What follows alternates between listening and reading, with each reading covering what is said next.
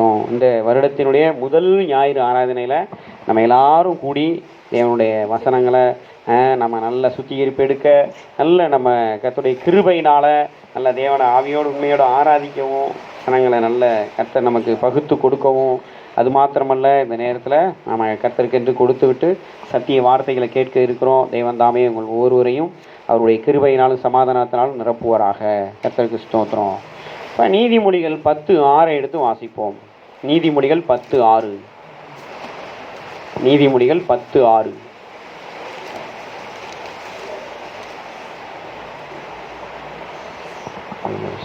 நீதிமொழிகள் 10:6. நீதிமொழிகள் நீதிமானுடைய சிரசின் மேல ஆசீர்வாதங்கள் தங்கும். அல்லேலூயா. நீதிமானுடைய சிரசுல ஆசீர்வாதம் தங்கும். தலையில கை வச்சு சொல்லுங்க, என்னுடைய சிரசு நீதிமானுடைய சிரசு, என்னுடைய சிரசிலே கிறிஸ்துவுக்குள்ளான ஆசீர்வாதங்கள் தங்குகிறது. ஆமேன். அல்லேலூயா. கர்த்தருக்கு ஸ்தோத்திரம். பாருங்க, அப்ப இயேசு ரத்தம் சிந்தி உயிர் தெழுந்து நம்மளை என்ன ஆக்கியிருக்கிறாரு? நீதிமானாக்கி இருக்கிறாரு. அல்லேலூயா. இயேசு நம்மளை என்ன செஞ்சிருக்கிறாரு? நீதிமானாக்கி இருக்கிறாரு. அதெல்லாம் நம்ம கடந்த வாரங்களில் பார்த்தோம். அப்போ நீதிமானாக இருக்கிறவங்க எப்படி இருக்கணும்னு எசேக்கியேல் 18:9 சொல்லுது. கட்டளைகளின்படி நடந்து நியாயங்களை கைக்கொண்டு உண்மையாக இருக்கணும். ஆண்டவர் என்ன விரும்புகிறாரு? முதல்ல கட்டளைகளின்படி நடக்கணும். அவனே நீதிமான். அந்த வசனம் என்ன சொல்லுது? அவன் பிழைக்கவே பிழைப்பான். அல்லேலூயா. அந்த காலத்தில் சொல்லுவாங்க, நாங்கள் சின்ன பிள்ளைலாம் இருக்கும்போது, பொழைக்க தெரிஞ்ச பையடா, என்னது இந்த பைய பொழைக்க தெரிஞ்ச பைய, இல்லாத வில்லனா இருக்கிறானே ஊரத்து உலையில போட்டுருவான் அப்படிம்பாங்க. என்னது என்ன சொல்லுவாங்க? பொழைக்க தெரிஞ்ச பைய, பொழைச்சுவான் இவன் அப்படிம்பாங்க. அது மாதிரி ஆண்டவர் சொல்றாரு, அவன் பிழைக்கவே பிழைப்பான். அல்லேலூயா. பார்த்தீங்களா? நல்ல ஆசீர்வாதம் சிரசில் தங்குனா நல்லா பொழைக்க வேண்டியது தானே. பொழைக்கிறதுக்கு என்ன கஷ்டம்? ஆசீர்வாதம் சிரசில் தங்குனா பொழைக்க வேண்டியது தான். அதனால தான் வசனம் சொல்லுது, அவன் பொழைக்கவே பொழைச்சிக்குவான்ப்பா. அவன் என்ன செய்வானா?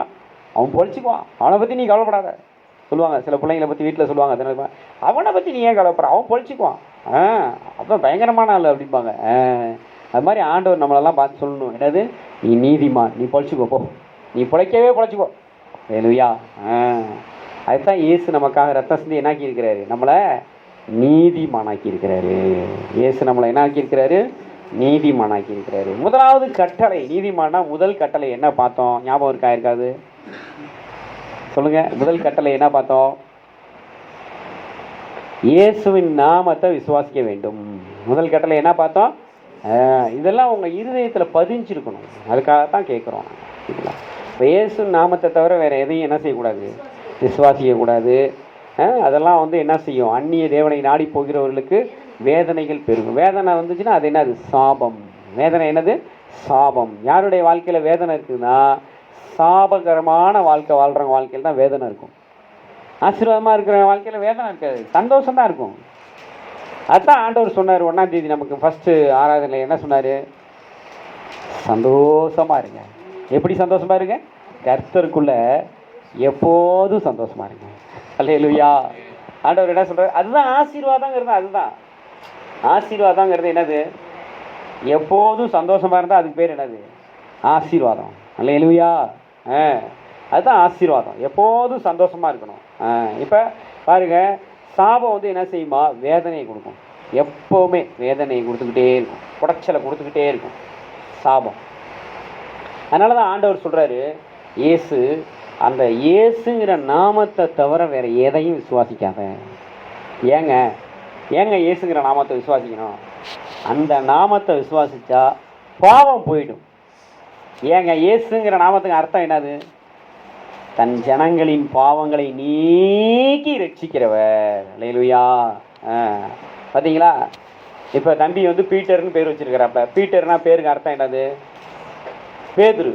பேதுருன்னா என்னது? பாறை. பாறை மாதிரி இருப்பார் அவர். அதில் வேற ஜான் வேற செஞ்சுக்கிட்டார். பெரிய ரெண்டு அப்போஸ்தலர்கள். அப்போ செல்வராஜ்னா என்னது? செல்வராஜ் பேர்லேயே செல்வம் வச்சிருக்கிறாரு அவரு. இவர் பேர் எடிசன், பெரிய சயின்டிஸ்ட்டு. அப்போ பாருங்கள், ஒவ்வொருத்தவங்களுக்கும் பேரில் என்ன இருக்குது. பிரியா, இந்த தங்கச்சி பேர் என்னது, பிரியா. அது சங்கீதக்காரன் சொல்கிறான், என்னுடைய வாயிலிருந்து வர தியானமும் என் வாயின் வார்த்தையிலும் உண்டாக பிரீதியாக இருப்பதாக. நான் என்ன நினைக்கிறேன், நான் என்ன பேசுகிறேங்கலாம் உமக்கு பிரியமாக இருக்கட்டும், தூபமாக இருக்கட்டும், சுகந்த வாசனையாக இருக்கட்டும். அப்படி ஒவ்வொரு பேருக்கும் ஒரு அர்த்தம், புரியுதா? அப்போ இயேசுங்கிற பேருக்கு என்ன அர்த்தமா? தன் ஜனங்களின் பாவங்களை நீக்கி ரட்சிக்கிறவர். ஏங்க இதெல்லாம் சொல்கிறீங்க? பாவம் போனால் தான் சாபம் போகும். அல்லேலூயா. சாபம் போதுன்னா என்ன போயிடும்? வேதனை போயிடும். அல்லேலூயா. வேதனை போயிடுச்சுன்னா என்ன வரும்? ஆசீர்வாதம் வரும், சந்தோஷம் வரும். அதனால தான் இயேசு நம்மளை என்னாக்கி இருக்கிறார்? நீதிமானாக்கி இருக்கிறாரு. அப்போ அந்த இயேசுவை தவிர வேறு யாரையும் நம்ம விசுவாசிக்க கூடாது. இதுதான் முதல் கட்டளையாக பார்த்தோம். ரெண்டாவது கட்டளை என்ன பார்த்தோம்? இயேசு விசுவாசித்தா மட்டும் போதாது, நம்மகிட்ட இருக்கிற பாவங்களுக்காகலாம் நம்ம மனம் வருந்தி, மனம் கசந்து, கண்ணீர் விட்டு நம்ம பாவம் செய்யக்கூடாதுன்னு அந்த பாவ மன்னிப்பை பெற்றுக்கொண்டு தீர்மானம் எடுக்கணும். அதுக்கு பேர் தான் என்னது? மனந்திரும்புதல். அதுக்கு பேர் தான் என்னது? மனந்திரும்புதல். பார்த்தீங்களா? இப்போ தீர்மானம்னு எனக்கு ஆண்டவர் ஞாபகப்படுத்திட்டாரு. போன வருஷம் கடைசியில் எத்தனை பேர் இந்த பாக்கெட் நோட் போட்டு எழுதுனீங்க? எல்லாத்தையும் ஒரு நோட்டு வாங்கி தீர்மானம் எழுதுங்கன்னு சொன்னேன். எத்தனை பேர் எழுதுனீங்க? என்ன ஒரே ஒரு கை தான் வருது, 2 கை வருது. வேற நீ எழுதுனியா இல்லையா? பாதி எழுதியிருக்கியா? வருஷமே முடிஞ்சிடும்டா 2026. அப்படிலாம் இருக்கக்கூடாது. ஒரு 3 தீர்மானமாக எழுதுங்க. அதை டெய்லி வாசிங்க. அதுதான் உங்களுக்கு என்னது, அந்த நீங்கள் எழுதுகிற தீர்மானங்கள் எழுதுகிற அந்த அதுதான் என்னது, உங்களுக்கான பைபிள். அதை நீங்கள் நீங்கள் செபிக்க ஆரம்பிக்கும் போதே பரலோகத்துலேருந்து தேவன் தீர்மானத்தை வெளிப்படுத்துவார்.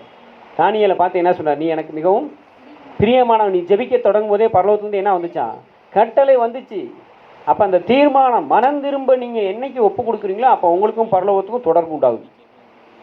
பரலோகத்துக்கு நமக்கு எப்போ கனெக்ஷன் உண்டாகுது? மனம் திரும்ப நீங்கள் உட்காரும்போது. அப்போ மனம் திரும்பும் போது நீங்கள் தீர்மானம் எடுக்கலை அப்படின்னா அது மனம் திரும்புதல் கிடையாது. என்ன கிடையாது? நீங்கள் தீர்மானம் எடுத்தால் தான் மனம் திரும்புதல். சும்மா ஆண்டவர்கிட்டே அப்படியே கண்ணீர் விட்டு நம்ம அழுது பாவ மன்னிப்பு கேட்குற, அது பாவ மன்னிப்போட போயிடும். அவ இயேசுவே ரத்தத்தினால கழுவுனா அது சுத்திகரிப்போட போயிடும். இதெல்லாம் செஞ்சுட்டு ஒரு தீர்மானம் எடுக்கிறோம் பார்த்தீங்களா, அதுக்கு பேர் தான் என்னது? மனம் திரும்புதல். அல்லேலூயா. இனி நான் இதை செய்ய மாட்டேன், இனி நான் இதை செய்வேன். தீர்மானம் எப்படி இருக்கணும்? புரியுதா? அப்போ ஒரு குட்டி பாக்கெட் நோட்டு பாருங்கள், எப்போவுமே என் பாக்கெட்டில் வச்சுருப்பேன். இதில் 21 தீர்மானம் எழுதியிருக்கிறேன். எத்தனை தீர்மானம் எழுதியிருக்கிறேன்? 21 தீர்மானம் எழுதியிருக்கிறேன். டெய்லியும் அதை நான் எடுத்து படிச்சுக்கிறேன். நான் எழுதினாலும் 2-3 நாளில் நான் 2-3 இதெல்லாம் மிஸ் பண்ணியிருக்கிறேன். படிக்கும்போது தான் எனக்கு தெரியுது. அப்போ இனிமேல் என்ன செய்யக்கூடாது? ஜாக்கிரதையாக இருக்கும். அதுக்கு தான் அதை எழுதுங்க, படிங்கன்னு சொல்கிறது. இதா பாருங்கள், நேற்று காலையில் நான் எழுதிய தீர்மானத்தில் சீக்கிரமாக எழுந்திரிச்சிடுவேன்னு எழுதி வச்சுருந்தேன். ஆனால் நேற்று காலையில் 9 மணி வரை தூங்கிட்டேன். நான் முடியல, டயர்னஸ். அப்போ தீர்மானத்தை மீறிட்டோமா? அப்போ உபவாச கூட்டத்தில் வந்து உட்காந்துருப்போம். ஆண்டவர் சொல்கிறாரு, நீ 1ஆம் தேதி நைட்டு பூரா முடிச்சிருந்த, ஒரு நாள் ரெஸ்ட் எடுத்ததுனால உனக்கு என்ன இல்லை, தப்பு இல்லை. 3ஆம் தேதியிலேருந்து தான் இந்த வருஷம் உனக்கு தொடங்குது அப்படிங்கிறார். அப்போ புரியுதா உங்களுக்கு? ஒரு ரெஸ்ட் எடுத்துகிட்டு நம்ம என்ன செய்ய போகிறோம்? இப்போ இன்றைக்கி காலைல கர்த்தருடைய கிருபையில் சீக்கிரமாக இருந்துச்சு. அலாரமும் வைக்க வேண்டாம், ஒன்றும் வைக்க வேண்டாம். தீர்மானம் எடுத்துட்டா தானாக ஆண்டவர் எழுப்பி விட்டுருவார். அல்லேலூயா. அதுதான் சொல்ல தீர்மானம் எடுங்கள். என்ன எடுக்கணும்? எடுத்தால் மட்டும் போதாது, அதை பேப்பரில் எழுதணும், ஒரு நோட்டில் எழுதணும். எழுதிட்டு அதை டெய்லி வாசிக்கணும். சரிங்களா? இது உங்களுக்கான பைபிள். இது என்னது? இது நம்ம எல்லாருக்கான பைபிள். இது பெரிய பைபிள். நீங்கள் எழுதுகிற தீர்மானம் தான் உங்களுக்கான குட்டி பைபிள், உங்களுக்கான பைபிள். அப்போ இந்த பைபிளை நீங்கள் வாசித்து உங்கள் தீர்மானங்களை எடுத்ததெல்லாம் வாசித்து அதை ஒவ்வொரு நாளும், அது பார்த்தீங்கன்னா ஆரம்பத்தில் தடைகள் செய்ய முடியாத மாதிரி வரும். சோர்ந்து போகாதீங்க, செஞ்சு பழகுங்க, உங்கள் வாழ்க்கையே மாறும். அல்லேலூயா. இது 2வது கட்டளை. அதுக்கு பேர் என்னது? மனம் திரும்புதல். அதுக்கு பேர் என்னது? மனம் திரும்புதல். 3வது கட்டளை என்ன பார்த்தோம்? 3வது கட்டளை என்ன பார்த்தோம்? இதுதான். மெசேஜ் எல்லாம் யூடியூப்பில் போடுறோம், போய் கேட்கணும். நீங்கள் வாரத்தில் ஒரு தடவை 2 தடவை கேட்கணும். 3வது கட்டளை என்ன பார்த்தோம்னா, கட்டளையே விளக்கு. கட்டளை என்னது? விளக்கு. விளக்குனா என்னது? சாட்சி உள்ள வாழ்க்கை. அந்திரேயா மாதிரி கையை பிடிச்சி யாரையும் கூட்டிகிட்டு வரணும். என்ன செய்யணும்? சாட்சி உள்ள வாழ்க்கை. இயேசுவை போலவே சிந்திக்கணும், இயேசுவை போலவே பேசணும், இயேசுவை போலவே நடக்கணும். இதுதான் கடந்த வாரத்துக்கும் அதான் வர நம்ம பார்த்தோம். கர்த்தருக்கு மகிமை உண்டாகட்டும். இப்போ இன்னைக்கு ஒரு கட்டளையை பார்க்க இருக்கிறோம். எடுத்து வாசிங்க. யோவான் 13:34. யோவான் 13:34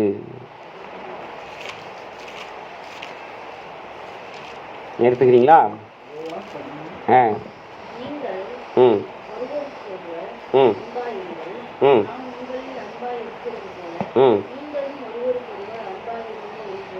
ம் புதிய கட்டளை. என்ன கட்டளை? உங்களுக்கு நீங்கள் ஒருவரில் ஒருவர் அன்புள்ளவர்களாய் இருந்து என்ன செய்யணுமா? இயேசு உங்களை எப்படி அன்பு கூர்ந்தாரோ அதே போல நாமளும் ஒருவர் என்ன செய்யணுமா? அன்பு கூற வேண்டும். அல்லேலூயா. நீங்கள் ஒருவரில் ஒருவர் அன்பாயிருங்கள், நான் உங்களில் அன்பாயிருக்கிறது போல நீங்களும் ஒருவர் ஒருவர் அன்பாயிருங்கள் என்கிறதான புதிதான கட்டளையை உங்களுக்கு கொடுக்கிறேன். அல்லேலூயா. என்ன செய்யணுமா? இயேசு நம்மளை எப்படி அன்பு கூர்ந்தார்? இயேசு நம்மளை எப்படி அன்பு கூர்ந்தார்? இயேசு நம்ம எல்லாருமே பாவிகளாக இருக்கும்போது நம்ம எல்லாருடைய பாவங்களை ஏற்றுக்கொண்டு நாம் பட வேண்டிய வேதனைகளை, நாம் அனுபவிக்க வேண்டிய துன்பங்களை, வலிகளை, அடிகளை, தண்டனைகளை அவர் ஏற்றுக்கொண்டார். அல்லேலூயா. என்ன எப்படி? நாம் பட வேண்டிய வேதனைகளையும் வலிகளையும் துன்பங்களையும் அடிகளையும் இயேசு ஏற்றுக்கொண்டார். இவ்விதமாக இயேசு அன்பு கூர்ந்தார். இப்போ இயேசு நம்மளை பார்த்து என்ன சொல்கிறாரு? நான் உங்களில் அன்பாக இருந்தது போல நீங்களும் ஒருவர் என்ன செய்யுங்க? அன்பாயிருங்க. இப்போ நம்ம என்ன செய்யணும்? இயேசு நமக்காக பாடுபட்டது போல நாமும் மற்றவர்களுக்காக பாடுபட்டா அன்பு செய்யணும். நம்ம பாடுபட்ட அன்பு செய்கிறோமா இல்லை பாடுபடுத்துகிறோமா? பாடுபடுத்துகிறோம். இன்னையிலேருந்து மாற்றிக்கோங்க. சொல்லுவாங்க, கேள்விப்பட்டிருக்கீங்களே, என்னை இந்த பாடா படுத்துது பாரு, வந்து சேர்ந்துருக்கு பாரு எனக்குன்னு அப்படிம்பாங்க. கேள்விப்பட்டிருக்கிறீங்களா? அப்போ இனிமேல் நீங்கள் என்ன சொல்லணும் அப்படின்னா, எப்பாடுபட்டாயினும் எல்லாரையும் அன்பு செய்யணும். அல்லேலூயா. இயேசு அப்படி தான் அன்பு செஞ்சார். இயேசு எப்படி அன்பு செஞ்சார்? பாடுபட்டு அன்பு செஞ்சார். இயேசு எப்படி அன்பு செஞ்சார்? பாடுபட்டு. பட்ட பாடுகளினாலே, வேத வசனம் சொல்லுது, பட்ட பாடுகளினாலே உபத்திரவப்பட்டார், துன்பப்பட்டார். அவரை காட்டி கொடுத்தாங்க. இன்றைக்கெல்லாம் நம்மளை ஒரு வார்த்தை சொல்லிட்டா அதையே சாகும்போது கூட சொல்லிட்டு நரகத்துக்கு போயிடுறாங்க. அவன் என்ன அப்படி சொன்னால அப்படியே உயிர் போயிடும், நரகத்துக்கே போயிடுவாங்க. சொங்கின்னு போயிடுவாங்க நரகத்துக்கு. எதுக்கு? என்ன சொன்னால் என்ன? காட்டி கொடுத்தவனை பார்த்து ஆண்டவர் என்ன சொன்னார்? சிநேகிதனேன்னு சொன்னார். அல்லேலூயா. இயேசு கிறிஸ்து யாரை பார்த்து சிநேகிதனேன்னு சொன்னார்? காட்டி கொடுத்தவனை பார்த்து தான் சொன்னார். அதுக்கு முன்னால் எல்லாரையுமே பார்த்து சொன்னார் சிநேகிதனேன்னு சொன்னார். எடுத்து வாசிங்க. யோவான் 15:15. யோவான் 15:15. இனி நான் உங்களை ஊழியக்காரர் என்று சொல்லுகிறதில்லை, ஊழியக்காரன் தன் எஜமான் செய்கிறதை அறிய மாட்டான். நான் உங்களை சிநேகிதன் என்றேன், ஏனெனில் என் பிதாவினிடத்தில் நான் கேள்விப்பட்ட எல்லாவற்றையும் உங்களுக்கு அறிவித்தேன். பார்த்தீங்களா? ஏங்க இயேசு வந்து சிநேகிதர்னு சொல்றாரு? 12 சீசர்களை 12 சீசர்களை அவன் வேலை செஞ்சுக்கிட்டு, அவன் பாவம் செஞ்சுக்கிட்டு, அவன் இஷ்டம் போல வாழ்ந்துக்கிட்டு இருந்தான். ஒவ்வொருத்தனையாக பார்த்து, ஜான் பீட்டர் இங்கே வா, எடிசன் இங்கே வா அப்படின்னு கூப்பிட்டு என்ன செஞ்சுக்கிட்டாரு? சேர்த்துக்கிட்ட ஆண்டவர் என்ன செஞ்சார்? அவங்களுக்கு இவரை மாதிரியே பிசாசை துரத்த, வியாதியஸ்தலை குணமாக்க, எல்லாம் வரத்தெல்லாம் கொடுத்தாரு, வல்லமையெல்லாம் கொடுத்தாரு. அவங்க போய் பிசாசெல்லாம் துரத்திட்டு சந்தோஷமாகுது. ஆண்டவரே, நான் சொன்னேன் பாருங்க, அந்த குட்டி பிசாசு ஓடிடுச்சு, அவர்கிட்ட போடா, நான் சொன்னேன் அந்த பெரிய பிசாசு ஓடிடுச்சுடா அப்படின்னு எல்லாம் சந்தோஷமாக பேசிகிட்டு இருக்கிறாங்க. அப்போ ஏசு நான் சொல்கிறாரு, எப்பா இந்த பிசாசெல்லாம் ஓடுறதுக்காக சந்தோஷப்படாதீங்க, உங்கள் பேரெல்லாம் பரலோகத்தில் எங்கள் அப்பா எழுதி வச்சிட்டாரு, அதனால தான் உன்னை இங்கே வான்னு கூப்பிட்டேன், நீங்கள் என் கூட வந்த, என் கூட இருக்கிறதே உனக்கு அவ்வளோ சந்தோஷம் அப்படின்னு சொல்லி என்ன செஞ்சார்? எல்லாம் முடிச்ச வைக்கிங்க, முள்ள மாதிரிங்க பூரா இப்போ என்ன ஆகிட்டாங்க? பெரிய ஆளாயிட்டாங்க. சொன்னால் பிசாசெல்லாம் கதறிட்டு ஓடுது. அப்படி இயேசு அவங்களெல்லாம் மாற்றினாலும் அந்த இயேசு என்ன சொல்கிறாரு? இப்போ உங்களை பார்த்து, நீங்களாம் எனக்கு வேலைக்காரன் இல்லைப்பா, நீங்களாம் என் ஃப்ரெண்ட்ஸு அப்படிங்கிறார். என்ன சொல்கிறாரு? நீங்களாம் என் ஃப்ரெண்ட்ஸு. எப்படி சொல்லுங்கள்? சொல்லுங்கள், கை கொடுத்து சொல்லுங்கள், நீங்களாம் என் ஃப்ரெண்ட்ஸு, சிநேகிதர்கள். அப்போ எதுக்காக அப்படி ஆண்டவர் சொன்னார்? எதுக்காக அப்படி சொன்னார்? ஏன் அப்படி சொன்னார்? இயேசு 12 பேரை பார்த்து நீங்கள் சிநேகிதர்னு சொல்லி ஏன் சொன்னார்? அடுத்த வசனம் வாசிங்க. 16. நீங்கள் என்னை தெரிந்து கொள்ளவில்லை, நான் உங்களை தெரிந்து கொண்டேன். நீங்கள் என் நாமத்தினால பிதாவை கேட்டுக்கொள்வது எதுவோ அதுவே அவர் உங்களுக்கு கொடுக்கத்தக்கதாக நீங்கள் போய் கனி கொடுக்கும்படிக்கும் உங்கள் கனி நிலைத்திருக்கும்படிக்கும் நான் உங்களை ஏற்படுத்தினேன். ஆண்டவர் என்ன சொல்றாரு? நீ எல்லாம் ஒன்றும் என்கிட்ட வரல, நான் தான் உன்னை தெரிஞ்சுக்கிட்டேங்கிறார்.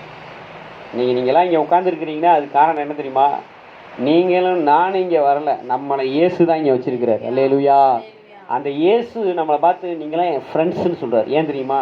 அடுத்த வசனம் வாசிங்க. நீங்கள் ஒருவர் அன்பாயிருக்க வேண்டும் என்று இவைகளை உங்களுக்கு கற்பிக்கிறேன்.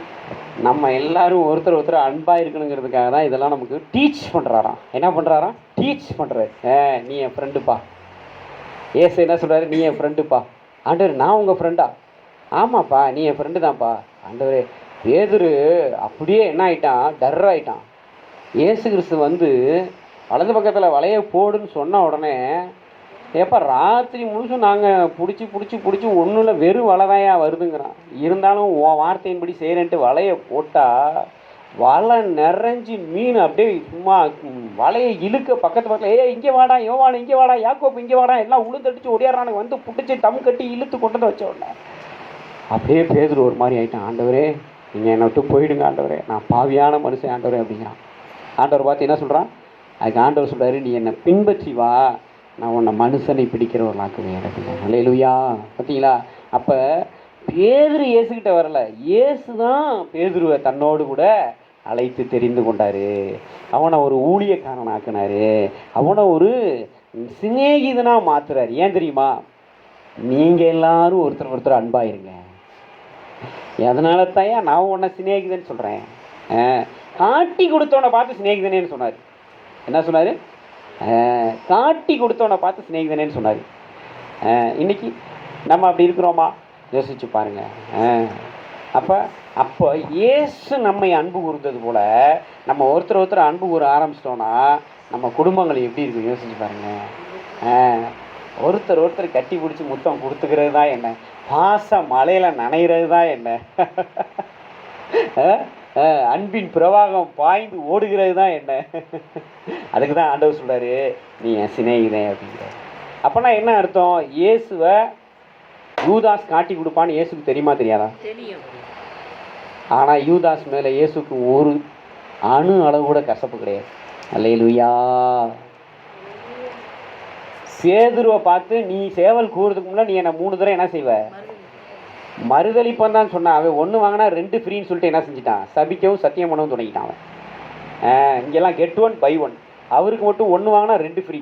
பேதுருக்கு எப்போவுமே ஆஃபர் ஜாஸ்தியாக இருக்குது. அவர் என்ன செஞ்சிட்டாரு? இயேசு மறுதளிப்பன் தான் சொன்னார். நான் சபிப்பேன் சத்தியம் பண்ணுவேன் அப்படின்ட்டு என்ன செஞ்சிட்டார்? பண்ணிட்டார். ஆனால் பேதுரு மேலே இயேசுக்கு ஏதாவது ஒரு துளி அளவு கசப்பு இருந்துச்சா?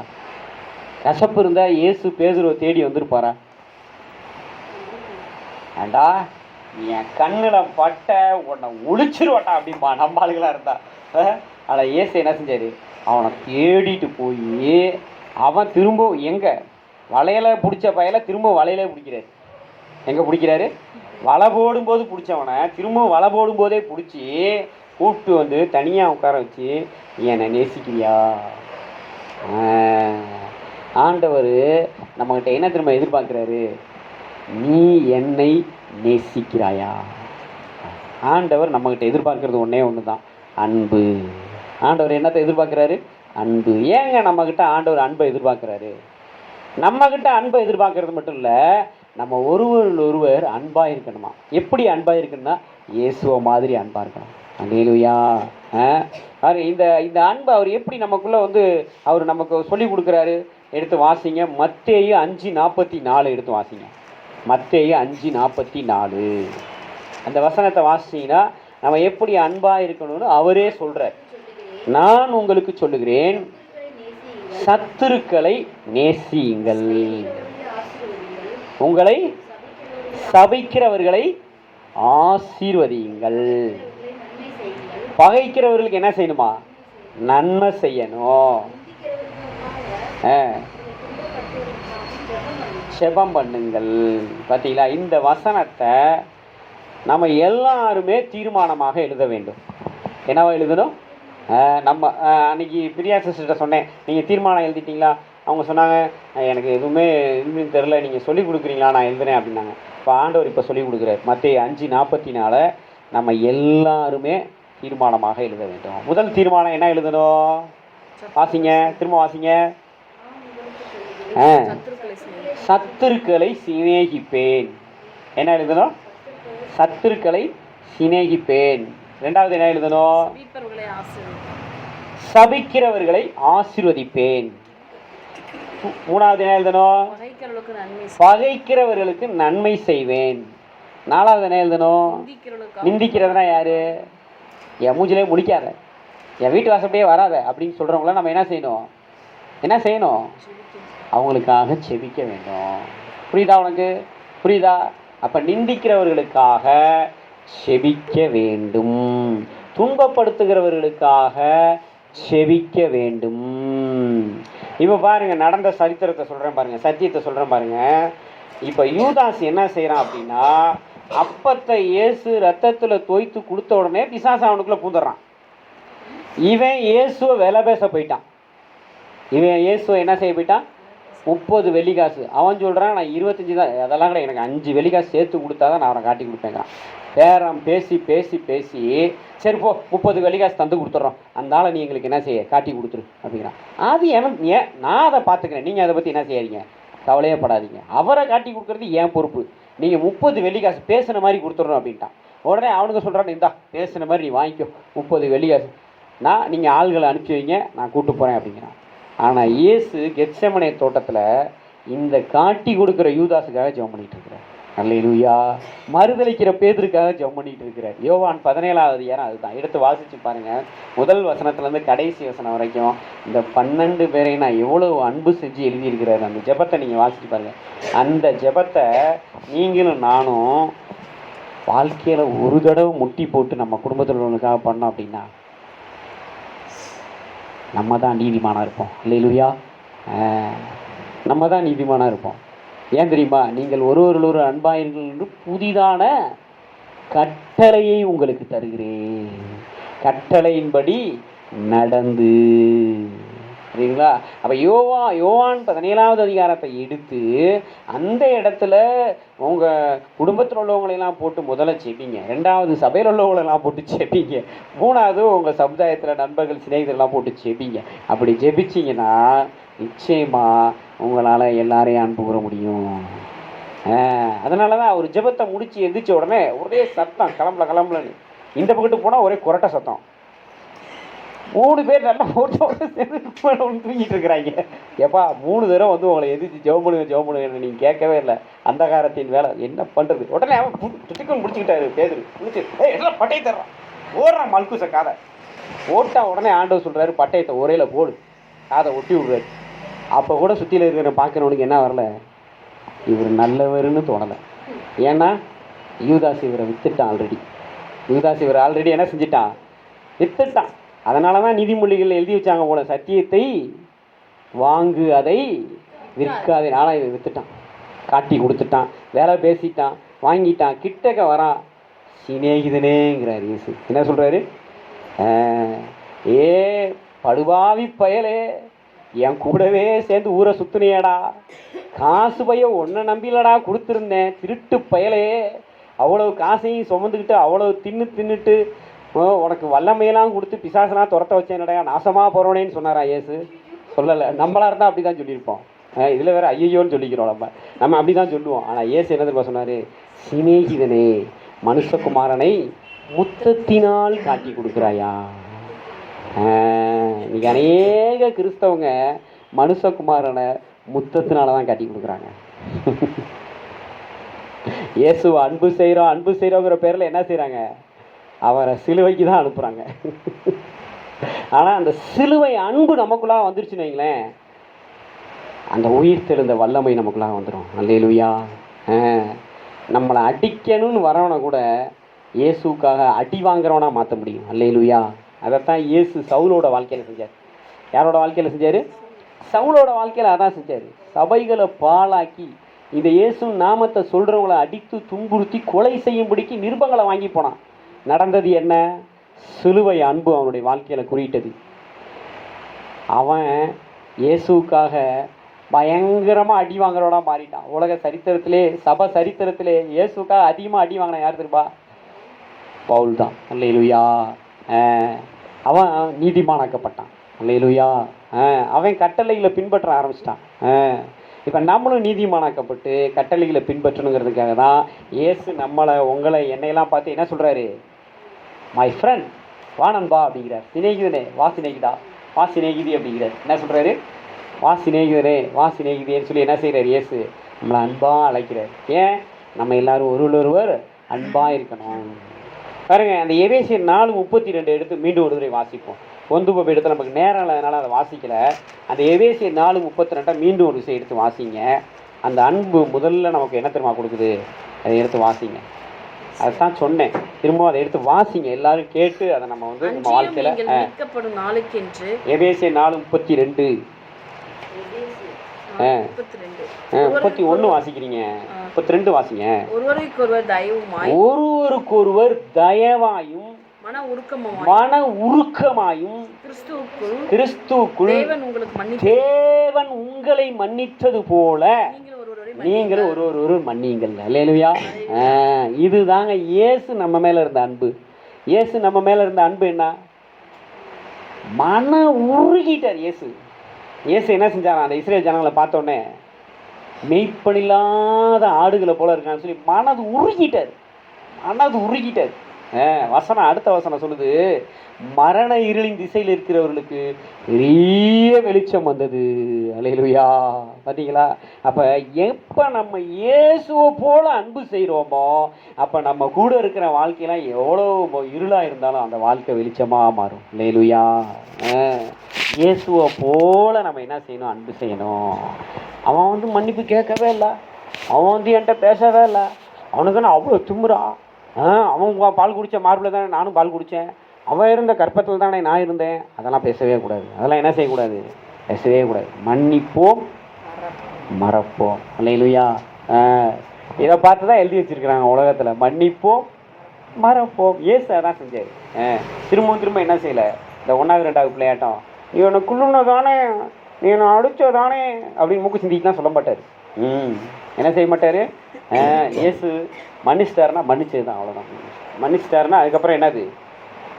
அன்பு, லவ், ஒன்லி லவ், ஒன்லி என்னது? லவ், அவ்வளோதான். மானே தேனே தான். என்னது? இயேசு நம்மளை மன்னிச்சிட்டாருன்னா அதுக்கப்புறம் நம்ம இயேசுக்கு என்ன ஆயிடுவோம்? மானே தேனே அப்படி ஆயிடுவோம். புரியுதா? அப்போ இயேசுக்கு நாம் சிநேகிதலாக இருக்கிறது போல் நம்மளும் ஒருத்தரை சிநேகித்து இயேசுவை போல் மன்னிச்சிருங்க. மன்னிப்பு கேட்கலனாலும் மன்னிச்சிருங்க.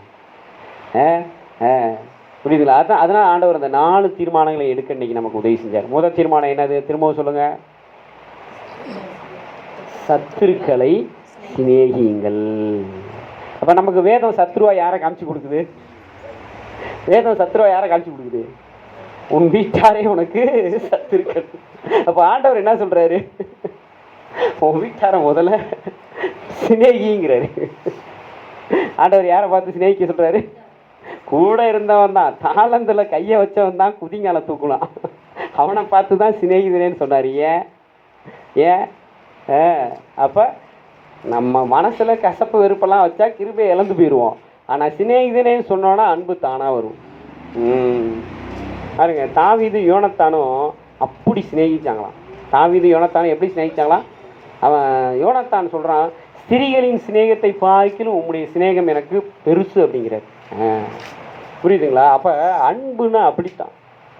இயேசு நம்ம மேலே வச்ச அன்பை இந்த உலகத்தில் யாரும் வைக்க முடியாது. அப்போ அவர் அன்பை வச்சுட்டு சொல்கிறாரு, நான் உங்களை அன்பாக இருக்கிறது போல நீங்களும் ஒரு அன்பாயிருங்க. அல்லேலூயா. அந்த சிலுவை அன்பை நம்ம கண்ணு முன்னால் கொண்டு வரணும். நம்ம கண்ணு முன்னால் என்ன கொண்டு வரணும்? ஒரு பாவமும் அறியாத இயேசு, பாவமே செய்யாத இயேசு, நம்ம பாவம் மன்னிப்பை பெற்றுக்கொள்ளணுங்கிறதுக்காக நம்ம எல்லாருடைய பாவங்களையும் அவர் ஏற்றுக்கிட்டு சிலுவை மரத்தில் தொங்கினார். 6 மணி நேரங்கள் தொங்கினார். எத்தனை மணி நேரம்? கடைசி சொட்டு ரத்தமும் சிந்திட்டு உரத்த சத்தமாய் கூப்பிட்டு பிதாவை நோக்கி, பிதாவே உடைய கைகளிலே என் ஆவியை ஒப்புவிக்கிறேன்னு சொல்லி தலையை சாய்த்து ஜீவனை கொடுத்தார். அல்லேலூயா. அந்த அன்பு இன்னைக்கு நம்ம என்ன செய்யணும் அப்படின்னா நம்ம எல்லாருக்குள்ளே இருக்கணும். அதற்காக தான் இயேசு நம்மளை பார்த்து சிநேகிதர்களேன்னு சொல்கிறாரு.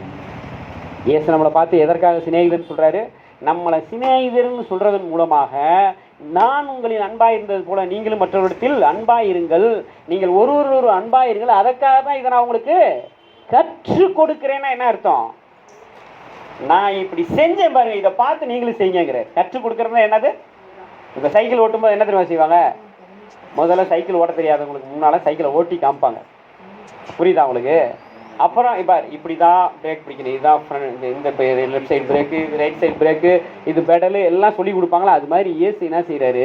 நாம் எப்படி இயேசுவை போல அன்பு செய்யணுங்கிறத அவர் சிலுவையின் மூலமாக நமக்கு கற்றுக் கொடுக்குறாரு. இதை நாம் புரிஞ்சுக்கிட்டோம் அப்படின்னாலே இயேசுக்கு நம்ம என்ன ஆயிடுவோம்? சிநேகிதர் ஆயிடுவோம். இயேசுக்கு நம்ம சிநேகிதர் ஆகிட்டோன்னா இயேசு பாருங்கள், உலகத்தில் ஒரு பழமொழி உண்டு, உங்களுக்கு தெரியுமான்னு தெரில. உன் ஃப்ரெண்டு யாருன்னு சொல்லு, நீ எப்படிப்பட்டவன்னு சொல்கிறேன். என்னது? அப்போ ஒருத்தர் சொன்னாராம், அவர் தான் என் ஃப்ரெண்டு அப்படின்னாராம். இவர் போய் அவரோட ஃப்ரெண்டை போய் என்ன செஞ்சாராம், அப்படியே 2-3 நாள் ஃபாலோ பண்ணாராம். அவர் வந்து பார்த்தீங்கன்னா காலை எழுந்துச்சுன்னா டீ கடையில் போய் உட்காந்து நியூஸ் வாசிப்பாராம். அப்புறம் வந்து பார்த்தீங்கன்னா பேப்பரை போட்டுவிட்டு ஒரு தம் அடிப்பாராம். அப்புறம் வந்து பார்த்தீங்கன்னா வீட்டில் போயிட்டு பொண்டாட்டி கூட போய் சண்டடிப்பாராம். அப்புறம் வந்து பார்த்தீங்கன்னா வீட்டில் உட்காந்து தூங்கிட்டு இருப்பாராம். இப்படியே பண்ண பார்த்துட்டு அவர் சொன்னாராம், உன் ஃப்ரெண்டு வந்து சரியான ஒன்றுத்துக்கு லாய்க்கில்லாத பையலாக இருக்கிறான், நீயும் ஒன்றுக்கு லாய்க்கில்லாத பையன் தான் அப்படின்ட்டான். ஏன்? காலையில் எஞ்சிட்டு போய் யாராவது வந்து டீ கடையில் போயிட்டு பீடியை குடிச்சிட்டு வீட்டுக்கு வந்து பொண்டாட்டிட்டு சண்டை போடுவாங்களா? அப்போ அவன் ஒன்றுக்கு லாய்க்கில்லாத பையன் தான், நீ ஒன்றுக்கு லாய்க்கில்லாத பையன் தான் அப்படின்ட்டான். அப்போ அந்த ஆங்கில பழமொழி என்ன சொல்லுது? உன் ஃப்ரெண்டு யாருன்னு சொல்லு, நீ யாருன்னு சொல்கிறேன்னு சொல்லு. அப்போ நம்ம ஃப்ரெண்டு யார்? இயேசு. அப்போ நம்ம யார்? இயேசு. அல்லேலூயா. நம்ம யாரு? இயேசு. ஆமென். அல்லேலூயா.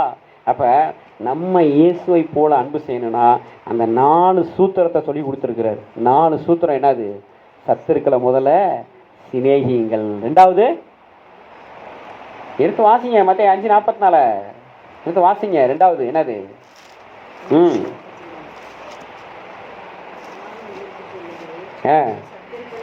சத்துருக்களை சிநேகிப்பேன் தீர்மானம் எழுதிருங்க இன்னைக்கு போய். ரைட்டா? நேற்று வரை எழுதலாம் பரவாயில்ல, இன்னைக்கு எழுதுங்க. 2வது என்னது? சபிக்கிறவர்களை ஆசீர்வதிக்கணும். என்னது? சபிக்கிறவங்களை என்ன செய்யணும்? ஆசீர்வதிப்பேன்னு தீர்மானம் எழுதுங்க. 3வது என்னது? பகைக்கிறவர்களுக்கு நன்மை செய்யுங்கள். 4வது நிந்திக்கிறவர்களுக்காக துன்பப்படுத்துறதுக்காக செபம் பண்ணுங்கள். இதைத்தான் 1 தீமோத்தேயு 2:4 அங்கே 1வது வசனத்துலேருந்து 2வது 3வது வசனங்களை சொல்லி கொடுக்குறாரு. நீங்கள் அமைதியில் உள்ளவர்களாக கலகமில்லாத ஜீவனம் பண்ணால் என்ன செய்யணும்? நம்ம யார்? நம்ம ஜெபம் பண்ணக்கூட ஊழியம் செய்யக்கூட அடிக்கிறது யார்? அவனுக்காக ஜெபம் பண்ணு, கவர்மெண்ட்டுக்காக ஜெபம் பண்ணுங்கிறார். இல்லையா? அவனை ஆசீர்வதிச்சு ஜெபம் பண்ணு. இன்றைக்கி நம்ம அதை செய்யணும். உபவாச கூட்டத்தில் நேற்று நாங்கள் அதெல்லாம் செஞ்சோம். இந்தியா கவர்மெண்ட்டுக்காக, ஸ்டேட் கவர்மெண்ட்டுக்காக ஆசீர்வதிச்சு ஜெபம் பண்ணோம். இல்லையா? அப்போ நம்ம இயேசுவை போல அன்பு செய்கிறோம். யார்? நமக்கு மோடி என்னன்னு தெரியுமா? நமக்கு யாருன்னு தெரியுமா? இல்லை ஸ்டாலினை தான் நமக்கு யாருன்னு தெரியுமா? ஏன் அவங்கள ஆசீர்வதிச்சு நம்ம ஜபிக்கிறோம்? நம்ம இயேசுவை போல மாறிட்டோம். அல்லேலூயா. நம்ம யாரை போல மாறிட்டோம்? இயேசுவை போல. இயேசுவை போல அன்பு செய்தாதான் அவன் நீதிமான். இயேசுவை போல அன்பு செஞ்சு நாம் நீதிமானாக மாறினாதான் தலை மேலே ஆசீர்வாதம் தங்கும். அல்லேலூயா. அல்லேலூயா. சரி, நம்ம எல்லாரும் எழுந்து நிற்போம் ஆண்டவருடைய சமூகத்தில். இயேசுவை போல அன்பு செய்யணும். இயேசு சொல்ற, நான் உங்களில் அன்பாயிருப்பது போல நீங்களும் ஒருவர் அன்பாயிருங்கள் என்ற புதிதான கட்டளையை உங்களுக்கு தருகிறேன். அந்த கட்டளையை தந்த அடுத்த நிமிஷமே சொல்றாரு, you are all my friends. நீங்க எல்லாரும் என்னுடைய சிநேகிதர்கள். நீங்க என்னை தெரிந்து கொள்ளலை, நான் உங்களை தெரிஞ்சுக்கிட்டேன். நீங்கள் போய் கனி கொடுக்கவும், நீங்கள் போய் இயேசுவை போல அன்பு செய்யவும், நீங்கள் இயேசுவை போல அன்பு செய்கிறது என்றென்றைக்கும் அன்பு செய்யும் பிடிக்கும். நான் உங்களை தெரிந்து கொண்டேன். இதெல்லாம் நான் எதுக்கு திரும்ப உங்களுக்கு கற்றுக் கொடுக்குறேன்? நீங்கள் ஒரு அன்பாக இருக்கணுங்கிறதுக்காக. அல்லேலூயா. அதை நாம் செஞ்சாலே நம்ம நீதிமான் தான். அதை நம்ம செஞ்சாலே ஆசீர்வாதம் நம்ம தலையில் என்ன செய்யும்? நல்லா வந்து உட்காந்துக்கும். அல்லேலூயா. பார்த்தீங்களா? நம்ம கரங்களை உயர்த்தி ஒப்பு கொடுப்போமா? ஆண்டவரே, நான் இயேசுவை போல அன்பு செய்ய அப்பா நீங்கள் என்ன அன்பு செஞ்சீங்கன்னு சொல்லுங்க. அப்பா நீங்கள் என்ன அன்பு செஞ்சீங்க. தேவன் தம்முடைய ஒரே பேரான குமாரனை விசுவாசிக்கிறவன் எவனோ அவன் கெட்டு போகாமல் நித்திய ஜீவனை அடையும்படிக்கு அவரையே தந்தருளி இவ்வளவாய் உலகத்திலே அன்பு கூர்ந்தார். அல்லேலூயா. நம்ம எல்லாரும் கெட்டு போகவே மாட்டோம். ஏன்னா கெட்டு போகிறவனோட ஆசீர்வாதம் இப்போ நம்ம தலையில் இருக்குது. அல்லேலூயா. பிசாசு கெட்டு போயிட்டான். கடவுள் நம்மளை ரட்சித்திருக்கிறாரு. அவர் தேவ தூதருக்கு கை கொடாமல் அவர் ஆபிரகாமின் சந்ததிக்கு கை கொடுத்தபடினால அவர் நம்மை போல இரத்தத்தையும் மாம்சத்தையும் உடையவராக வந்தார். பாடுபட்டு இரத்தத்தை சிந்தி நம்மை அன்பு கூர்ந்தாரு. அல்லேலூயா. அப்படியே அந்த அன்புக்கு நம்ம ஒப்பு கொடுப்போமா? அந்த அன்புக்கு நம்ம எல்லாரும் ஒப்பு கொடுத்து அன்பின் ஆவியை எனக்குள்ள ஊற்றுங்க ஆண்டவரேன்னு கேளுங்க. அன்பின் ஆவியை ஊற்றுங்க ஆண்டவரே. இந்த நேரத்தில் பாரத்தோடு கூட ஒப்பு கொடுத்து எனக்கு கசப்பு வேண்டாம், எனக்கு குறை சொல்றது வேண்டாம், எனக்கு திட்டுறது வேண்டாம், எனக்கு தூசிக்கிறது வேண்டாம். நான் இயேசுவை போல அன்பு செய்யணும். நான் சத்துருவை நான் நேசிக்கணும், சத்துருவை சிநேகிக்கணும். என்னை பகைக்கிறவர்களுக்கு நான் நன்மை செய்யணும். ஓ, என்னை சபிக்கிறவர்களை நான் ஆசீர்வதிக்கணும். ஓ தகப்பனே, நான் நிந்திக்கிறவர்களை துன்பப்படுத்துவதற்காக நான் டெய்லி செபிப்பேன் ஆண்டவரே. தீர்மானத்தை எடுத்து ஒப்பு கொடுக்கிற பிள்ளைகள் மேல அன்பின் ஆண்டவரே, நம்முடைய அன்பின் அபிஷேகத்தை ஊற்றுங்க ஆண்டவரே. ஹல்லேலூயா, ஹல்லேலூயா, ஹல்லேலூயா. அன்பின் அபிஷேகத்தை ஊற்றுங்கப்பா. அன்பு கூறு